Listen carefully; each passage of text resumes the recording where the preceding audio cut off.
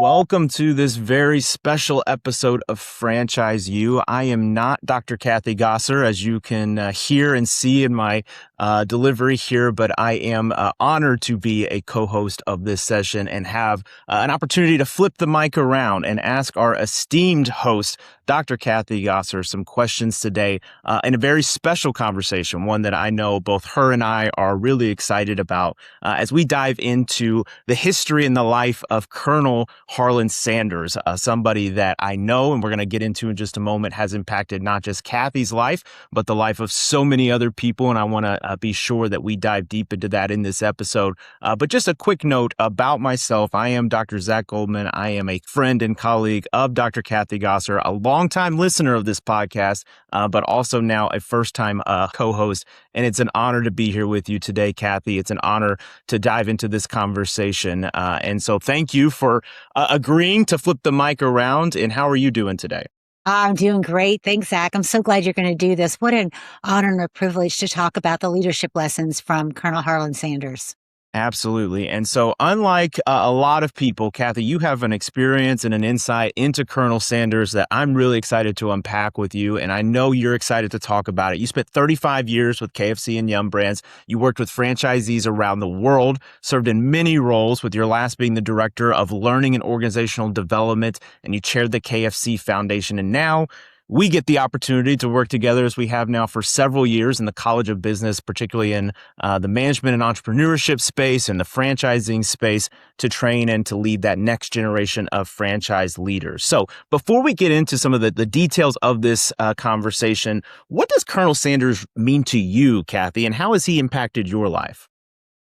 Gosh, Zach, the way the Colonel has impacted my life extends almost to everything in my life right now. And, to think about the person who impacted me the most, I never even met him. So Colonel Sanders died in 1980, and I started at KFC in 1984. Now, both my father and my father-in-law met the Colonel, but I never had the privilege to do so. So to think of the impact he's had on my life and so many others is pretty crazy. My husband and I always joke, we live in the house the Colonel built, but we mean it.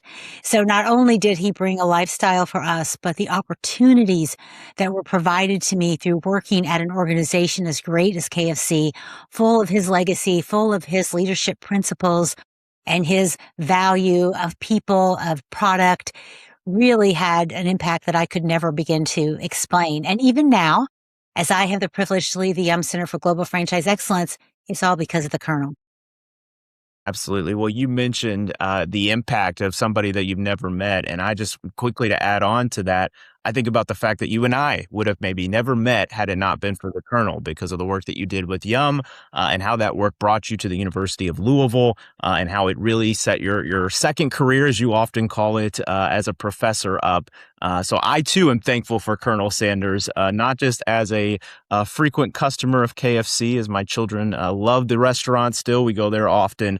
But as somebody who helped set our two career paths toward each other, it's been a great opportunity to work with you for now many years, Kathy. Now, we're going to dive into 11 lessons today, and we're going to go quickly through each of them. But why 11? What's the secret behind 11 of these lessons that we're going to dive into? Well, come on now. One of the things about working at KFC is we love branding, and I just can't help myself. And so, 11 Herbs and Spices is a secret recipe for the original recipe, my favorite product at KFC. And so how could we not have 11 leadership lessons? And I know my KFC friends are probably laughing at that right now, but you got to stay on brand at all times. Absolutely. Well, let's jump right into them because lesson one, reinvention is always possible. Tell me about that. We know that Colonel Sanders late in life made some big impacts but they don't always know all the things that came before that. Would you help us unpack this idea that reinvention is always possible? Gosh, yes. And I won't tell the whole history of Colonel Sanders because great historians have done that. But basically, at 5 years old, his father died. And so he started cooking for the family, dropped out of school at age 12, had a number of jobs. He worked on the railroad. He sold insurance. They even said he was a part-time lawyer. I mean, he did all kinds of things without an education. He built a restaurant that was very successful and had his chicken. It was a roadside restaurant next to his service station. And what happened was they built an interstate that actually bypassed his restaurant. And so it went to the wayside and it basically closed. And so he was at 65, not sure what to do. He was collecting a Social Security check. I think it was 105 a month, which is about 1,200 today, which is still not a lot to live on, and knew he had to do something different. But he would fail at so many things and then continue to go on and continue to reinvent himself. And one of his favorite or his most famous sayings was, dreams don't have an expiration date. And I think he really proved that. I think he did. And one of the things that you were touching on there, but just to clarify for our audience, the Colonel was in his 60s, right? When everything Yeah. changed. Why do you think that story matters so much? And lesson two, the idea that it's never too late. Tell me a little bit more about that point in his life and why that may resonate with you or others who are still very interested, even to this day, in Colonel Sanders' journey. It's pretty crazy. Most people at 65 are thinking of retirement, and he thought of rewirement. What else can I do? And so, being close to that age, it definitely resonates. Let's just say that it hits close to home. But what he thought was just because he was 65 didn't mean that he couldn't continue to pursue his dream. And he had developed this recipe for chicken cooked in a pressure cooker that was very different. He had these 11 herbs and spices that he had perfected. And so he decided, you know what? I'm going to sell this. And he came up with this concept using franchising, which franchising was pretty new back in the early 50s. And so he would get in his car and go restaurant to restaurant, and he would try to sell this recipe. And legend has it that he had 1,009 no's before he got the yes from Pete Harmon in Salt Lake City, Utah. And you think about that. I used to tell managers back in the day, what if the Colonel had stopped at the 900th no? What if he stopped then? Where would we be? But he continued and he pursued. And even though he got rejection after rejection, he just kept going. And if he had not, there are so many people whose lives would be on a different trajectory. I mean, it's just kind of incredible to think about the impact he's had. Literally, I don't think it's unsafe to say, I don't know, hundreds and hundreds of thousands of people have been impacted due to his decision to persevere. So the reinvention part is true. And, I like to refer to this career as the encore career and being the best career. And his encore career was truly the best career. And I think you're absolutely right. Certainly hundreds of thousands of people who have either worked or been directly involved in the work of KFC and all the things that have come from that. But I would even argue beyond that, you've got millions and hundreds of millions of people who have been customers of KFC. Yes. I know you and I were talking about the other day how our students, even when we travel internationally in our business school, our students, we see KFCs everywhere, right? All over the globe, every place we go, and how powerful that is as an image. And so how many people have been impacted through that as well. It's really hard or maybe impossible to say, but absolutely right. That impact is huge. That was done by the Colonel. So the Colonel, when he sold the restaurant brand, he had about 600 restaurants and it was starting to become a lot. And he was in his 70s. He sold it to John Y. Brown for the $2 million. But what happened was he still became an ambassador. So he grew the brand by traveling 200,000 miles a year, representing the brand in a very positive way and growing it in all these international locations. And today, KFC is the number one brand internationally. It continues to grow and grow. And I just looked this up the other day. In China alone, there are over 6,000 KFC restaurants in China alone. So it continues to grow. So let's recap the first couple lessons here. So we did just mention how reinvention is always possible. The Colonel certainly demonstrated that even well late into his life. We know it's never too late, as the Colonel in his 60s really broke through and had the impact that we're talking about. You noted about lesson 3 that rejection isn't the end, how, Yes. a legend has it, 1,000 rejections. I think about that, we as academics, we pride ourselves, or we claim to be good at rejections. We submit things to journals or what have you, and we get rejected often and we keep trying. But I think for me, the most I was ever rejected on a journal article was maybe 8 times. And that was just debilitating, right? So Yes. 6, 7, 8, those times were awful. And you want to give up, certainly after multiple times where you're just like, this is not working. But certainly the Colonel, rejection wasn't the end. And now we're here today as a part of that. Let's talk a little bit about lesson 4, the genius of franchising here. Where did that fit into his leadership journey, and how did franchising start to really impact not just the Colonel's life, but then how did he use that to impact others' lives? Well, the franchise model is a growth vehicle. It is a way for the original founder with a grand idea to be able to grow that brand exponentially faster than you could by yourself. And remember, the Colonel was bringing in $105 a month. That was it. So he did not have the capital to start building all of these restaurants and start selling all of this chicken. So he thought, what if I would get current restaurant owners to sell the chicken? And if they would sell this chicken cooked in my way, and what he did is he started with a handshake, and he finally got Pete Harmon, and when he moved on, the handshake was every full chicken, whether it be 8 pieces or 9 pieces that you sell, he gets a nickel. It was called a nickel a head. So we call it a full chicken a head of chicken. So he did handshake deals where he would get a nickel for every single head of chicken they sold. And that was the model, because that way he could grow and expand and bring his 11 herbs and spices to the world through the work of others. And that's what franchising is. You provide the model, you provide the product, you provide the branding. So he started with Pete Harmon. As the story goes, the name Kentucky Fried Chicken came from Pete Harmon because he had a guy that was putting the paint on his windows to sell the chicken. He goes, "What do you want to call it?" And he goes, "Well, I don't know." And he said, "Well, tell me a little bit about it." And he's like, "Well, this Colonel from Kentucky, came up with this recipe." And he's like, "Let's call it Kentucky Fried Chicken." Boom. Kentucky Fried Chicken was born. And so that's when they started selling it that way. But franchising really does allow you to get your product to more people in a very quick way, as well as helps many other entrepreneurs grow their business or begin a business through your idea.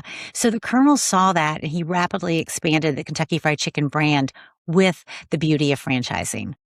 Well, I think you've captured that so well over now. I forget the number of episodes you're up to, 100 and fill in the blank for me. Maybe about 40, about 140 so far. 140-ish, over 140 plus episodes. You've told that story maybe better than anybody in the world about how franchising really does have not just an immediate impact on the people involved in the community, but generational wealth is something that you've talked about before, and how transformative it can be for everybody involved. And I think the Colonel, certainly a great example of that. Lesson 5, though, may be the closest to my heart. So I'm really excited to talk about this one with you. Great leaders never stop learning. One thing that strikes me about Colonel Sanders is that he was incredibly curious. You talked about not just the recipe and the reinventions and all the things, but he's always testing, refining, seeming to try to find better ways to do things.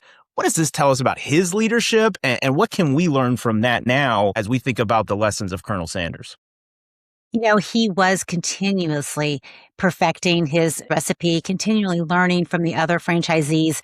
One of the stories that I would hear from him is that he really listened to his franchisees and learned what they had to say about selling his product. And so he was continuously learning new cultures, learning new places in the world. How would his chicken fit in? How could he make that fit? And this whole concept of continuous learning, and we're educators, so we get it. But many of the most brilliant CEOs will tell you that if you can find employees that continue learning, you are going to have successful employees. I had the privilege of working for a number of CEOs who believe that, from David Novak, Greg Creed, and David Gibbs, who really believed that continuous learning was the key. And I think about even when David Novak started, and the franchisees used to say the Colonel would have loved David, because the first thing he did was go out and talk to franchisees and find out what's working well for you, what's not working, and what new ideas do you have. And learning that from them was so critical. And, I mentioned the Colonel would travel 200,000 miles a year. And that was talking with the customers, talking with the franchisees, talking with the employees, really finding out how to make Kentucky Fried Chicken the best it can be.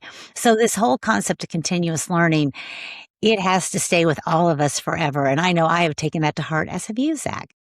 It is. It's a lesson that I know you and I both really value, and we both appreciate. We try to share with our students and our colleagues and everybody who we come across. And, I think you talked about it so eloquently about how Colonel embraced that and how he shared that with others. But I would argue that it even embedded itself then into the entire culture of KFC, and it continued to grow from there. And that's part of the reason the KFC brand has grown as much as it has, is that growth mindset, that learning, that development. You and I now are very fortunate. We work for an institution that is 225 plus years old. And I thought about this the other day. The reason it has endured and withstood the test of time, it's not because there hasn't been challenges, right? There's been a lot of them significantly over that history.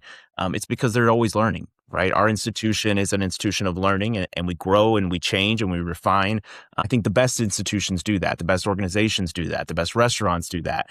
And I think the Colonel certainly embodied that. And so I appreciate you sharing with me. Another thing, though, that I think the Colonel did really well, and you kind of touched on it a little bit, but would love to hear you talk more about relationships, how important those were to his time in his work, but also then how that continued to feed into the culture that he left behind. What is it about relationships, and how did you see the Colonel in terms of the work that he did and your understanding of him? How did he approach relationships? One thing I learned very quickly when I started in the early 80s was that the franchisees loved Colonel Sanders. They absolutely trusted him. And so relationships are built on trust first. And they went into business with him, gave up everything they had, put everything they had into Kentucky Fried Chicken because they trusted him and they were in love with his product.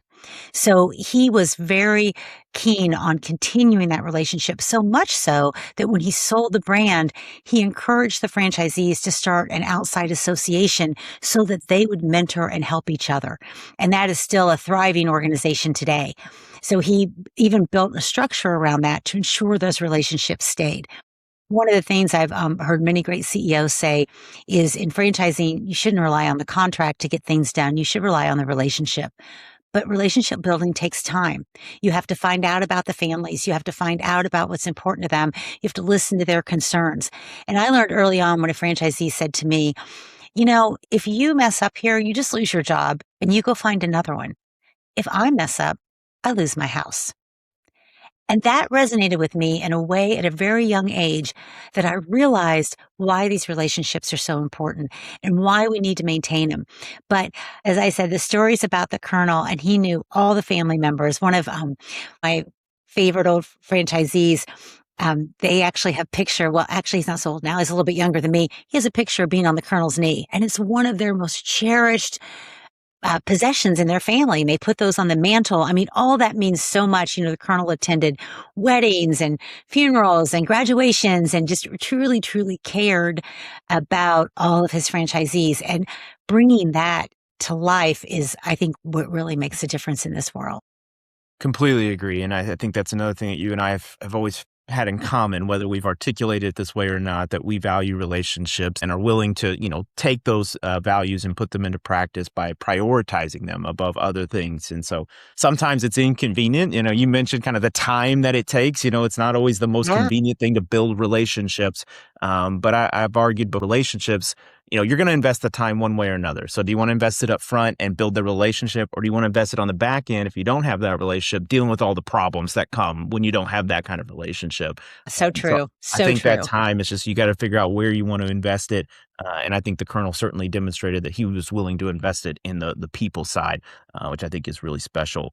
Another thing that strikes me, and this might be a little controversial for some, but I know that this is something that you and I were even chatting about the other day. I won't share all the quotes that I was reading about the Colonel and some of the things he said, but he really seemed to want to protect what matters. Lesson number 7, protecting what was most important. I know relationships is part of that, but he also cared a lot about the quality, right? The quality of the brand, the quality of the food, even to the point where late in his life and after he sold the company, he was pretty outspoken at times about the brand itself and the food that they were producing at KFC.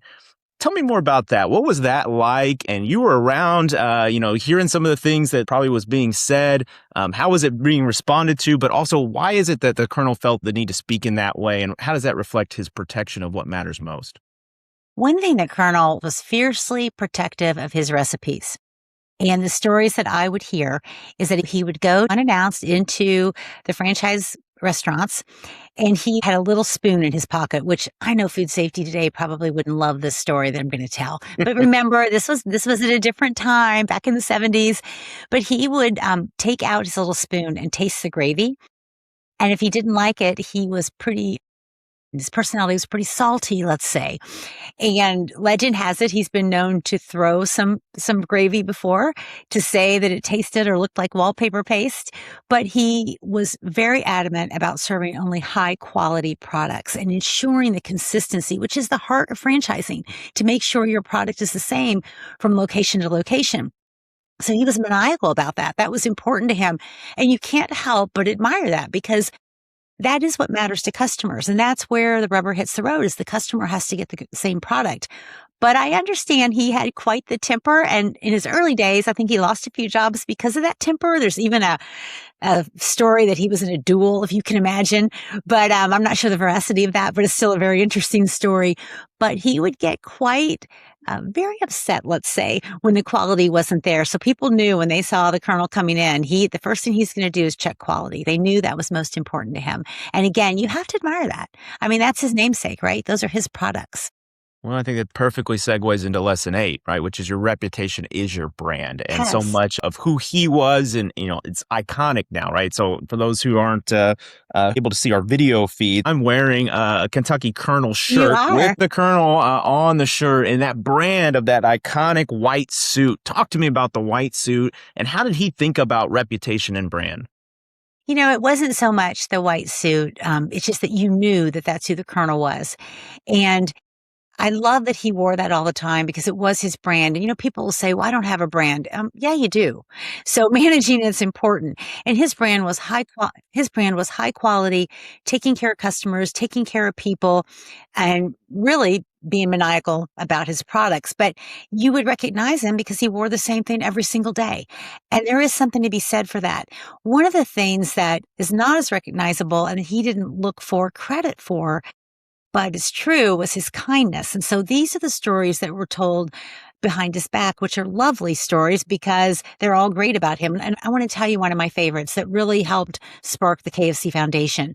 So the Colonel had a driver and he had this big, beautiful Cadillac, and they were driving one day and they picked up a hitchhiker here in Kentucky, and they were near one of the local schools. I can't remember which college it was, but they asked the hitchhiker, where are you going? He was going to the local college, and they said, okay, what are you doing there? He said, well, I need to go to my dorm, but then I have to figure out my payment. I have to go see the bursar's office to figure out the payment. So the Colonel, they dropped him off at the college dorm.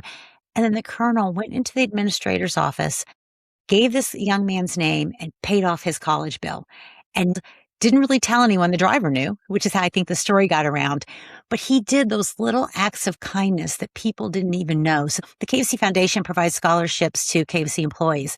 And it really is built on that premise, is even though the Colonel had to quit school at age 12, he knew how important that college was, and he wanted to do these acts of kindness. So one of the things, by working at KFC all those years, we knew he was a very kind, hardworking man. And so that was really important to us. He believed in the hard way, and he made no bones about that. So we knew that too. Sometimes work was hard, and that was okay. We had to get through it. We were fulfilling the Colonel's legacy. So that was important to us. Several things I love about that story. Number one, shout out to the bursar's office. We don't get to Yeah. work those into a lot of podcasts. They're the unsung heroes of a lot of universities. So love that No part. joke. But also to your point about the Colonel, in terms of just the generosity and how the threads of that can be seen all the way into the foundation. I know you were former chair of that foundation, but also so many other people have contributed in and through that foundation. I have seen personally some of the students and the lives of the employees and the people who are impacted by the work of that foundation. And I can tell you, just truly remarkable to see some of the impact of that. And I think it goes all the way back to what we said about not just the hundreds of thousands, but even now the millions of people around the globe. And the foundation certainly plays a big part of that, and certainly give them a shout out as well. What's interesting about the foundation is those franchisees are carrying on the Colonel's legacy. It is funded by a small surcharge that's now put on fries. So every order of fries, it used to be coleslaw, now it's fries. A little small surcharge goes to fund that. And the franchisees can opt in, and almost every single one of them opt in. I love that. And again, it goes back to, you've told some stories on this podcast. We won't put them all out here right now for the viewers again, but encourage them to go back and listen, especially some of those stories that came out of the pandemic and some of the other hard times that franchises have gone through in their past. To have a group and to have an organization like the foundation there, to be there to serve and to help and to contribute in a variety of ways. I think such a powerful part of the KFC legacy and of Colonel's legacy. One of the things though that also strikes me as we kind of think about lesson 9 here about simplicity, there is such a simplicity to KFC. There's such a simplicity to the Colonel. And I'll just share a very brief story, if I may. When we moved, my wife and I, out of into a small town up in Illinois, I won't name the name, but very small town with very few restaurants. Seeing and driving into that town for the very first time that there was a KFC there. I remember this like it was yesterday. My wife got really excited, right? Because there's just such a simplicity to the icon, the logo. You see it, you get familiar with it, you get naturally kind of drawn to it. I think a lot of that came from the Colonel, right? So tell me about that. Tell me about how the simplicity of the Colonel fed its way into KFC and why that seems to resonate with a lot of people today. The Colonel knew that doing chicken right was what was important. Finger licking good, doing chicken right. So that was important to him. And, you don't see Kentucky Fried Burgers, Kentucky Fried Pizza. You see Kentucky Fried Chicken. And while the process itself has been simplified through the years, because he's not saying that the process isn't hard and it's not hard work, because he used to always talk about doing things the hard way. It's important that we recognize doing things the hard way makes it easier in the long run. But he also knew what we did best was the chicken, the coleslaw, the mashed potatoes. That's what's most important. And so sometimes along the way, when I was at KFC too, we would get excited and get, I guess, a little bit romanticized by different products she'd bring in, but we'd always go, what we would say, back to basics. And we'd go back to the Colonel's basics. And you'll see promotions from that. You'll hear lots of, let's go back to the Colonel's way, back to basics, because, people come to Kentucky Fried Chicken for chicken and the great coleslaw and biscuits and mashed potatoes and gravy and some other sides. But at the end of the day, that's what they really love there. And the Colonel kept the focus on that. And I know there's great teams behind, the food and reinventing things, but I do love that kind of philosophy still. And underneath it all is still the simplicity, right? That you'll see a new menu item certainly from time to time come through KFC, and the Colonel certainly had some of that as well, as we talked about the reinvention piece. But at the end of the day, knowing what you were going to get and having that expectation fulfilled, I do think there's a real value in that. And the simplicity of it really does speak and resonate with people, especially now. There's such complication. I know we won't name them all on this podcast, but there's so many restaurants where I know there's at least one, I won't name it, but there's at least 12 pages to their menu. And it just becomes overwhelming, right? When you think about what do I even choose and what am I going to miss out on? When you go to KFC, that finger licking good chicken, like you said, is going to be there. So love that part of the legacy. Now, you do have to evolve though. So I'd be remiss if I didn't say there are kids today that don't realize chicken comes on the bone. So if you don't have a strip or a nugget, you're in bad shape. So you do have to evolve. And the interesting part is the strips actually came from a franchisee. So I admire KFC listening to franchisees. They came up with a chicken strip many, many years ago. It's been quite successful. So it doesn't mean you don't evolve, but it also means that you remember your heritage. Yeah, I think that's a great point. One of the things, though, I think that maybe above all else that I've known about the Colonel, and I don't have nearly the history or the understanding or experience that you do, but certainly have read a few things and have explored his life through various publications and such, was really about how he wanted to serve others and how the idea of service was such an important part of who he was, what his legacy is, which we'll get into that in just a moment. But tell me a little bit about service and how do you see that fitting into the Colonel story? So the Colonel was all about service. And at first it was obviously providing the best product ever to customers, but then it was to his franchisees. How can he help them be successful? How can he turn them into very successful business people, of which he did? And the fact that so many people have had, generational wealth is an understatement for some of these folks, but even if it's not just in the monetary wealth, just the wealth of a career well served and just a wonderful experience doing that. He provided that. And I told the story of the young man with college, but he would do numerous things like that. And he would ingrain that in his franchisees, who there are so many stories of their generosity and service. But he believed his job was to help franchisees be successful. And as I mentioned, even making sure when he sold the company that they took care of themselves. And then he stayed with the company. He died at age 90 and he was still working. He was still serving as a brand ambassador. He never, ever fully retired. And he did that because in his heart, he wanted to give all he could to the franchisees, which again is an act of service. 100%. And yeah, I don't know that I can say that any better than you just did, but I will just simply say that that's so much of what I've read and so much of what I've looked at as well, is that seems to be a big part of what people remember about him. And that transitions to my last question for you. Lesson 11, our final of the 11 lessons: leadership creates legacy. We've now been several years since his passing, and we know that it's been quite a bit of time since the foundation of KFC. Where are we at now today? We're recording this here in 2026. What is the legacy of Colonel Sanders? If you're working there today, the legacy is clearly one of high quality, hard work, as well as taking care of each other. He wanted nothing more than for people to be successful, enjoying his wonderful chicken. And I'm going to read a quote that I think is pretty important because it is put on an award that the Franchise Association provides. It's called the Hard Way Award. And they give this award out annually to someone who really represents the saying. And this is a quote from the Colonel that I think really sums up his legacy. And he says, "The easy way is efficacious and speedy, the hard way arduous and long. But as the clock ticks, the easy way becomes harder and the hard way becomes easier. And as the calendar records the years, it becomes increasingly evident that the easy way rests hazardously upon shifting sands, whereas the hard way builds solidly a foundation of confidence that cannot be swept away." He really did want all of the teams and franchisees to know, take the hard way, do it hard at first, because then it'll become easy.